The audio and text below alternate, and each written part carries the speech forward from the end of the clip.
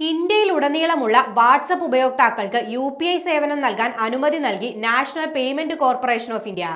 2025 മുതൽ ഈ സേവനം ലഭ്യമാകുമെന്ന് NPCI അറിയിച്ചിട്ടുണ്ട്. കണക്കുകൾ പ്രകാരം നിലവിൽ 50 കോടിയിലധികം വാട്സപ്പ് അക്കൗണ്ടുകളാണ് ഇന്ത്യയിലുള്ളത്. ഇതിൽ 10 കോടി ഉപയോക്താക്കൾക്ക് മാത്രമാണ് ഇതുവരെ വാട്സപ്പ് പേ സേവനം ലഭിച്ചുകൊണ്ടിരിക്കുന്നത്. ഈ നിയന്ത്രണമാണ് NPCI നിർത്തലാക്കിയത്. എല്ലാ ഉപയോക്താക്കൾക്കും ഇത്തരത്തിലൊരു സേവനം ലഭ്യമാക്കിയാൽ വിപണിയിലെ മത്സരത്തെ ബാധിക്കുമെന്ന ആശങ്കയാണ് നിയന്ത്രണത്തിന് കാരണമെന്ന് NPCI പറഞ്ഞു. അനുമതി ലഭിക്കുന്നതോടെ വിപണിയിൽ ഗൂഗിൾ പേ, ഫോൺ പേ എന്നിവയുടെ ആധിപത്യം ചോദ്യം ചെയ്യപ്പെടാമെന്ന ആശങ്കയും വഴിവെച്ചിട്ടുണ്ട്.